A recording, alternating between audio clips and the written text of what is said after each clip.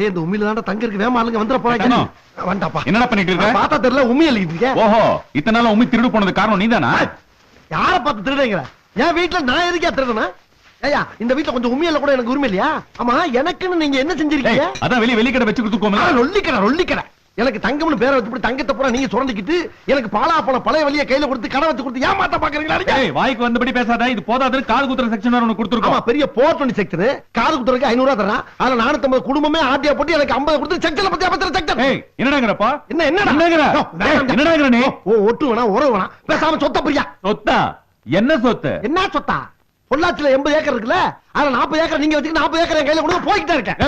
எங்க 4 பேருக்கு 40 ஏக்கரும் ஒருத்தனுக்கு 40 ஏக்கரா உங்க அப்பா அவசரப்பட்டு 4 குட்டியை பத்துட்டான் எங்க அப்பா பொறுமையா ஒரே ஒரு குட்டியை பத்திருக்கேன் அது சிங்கா குட்டியை பத்திருக்கேன் எங்க அப்பா பத்தி பேசாத என்னடா பத்தி தப்பா பேசுறீங்க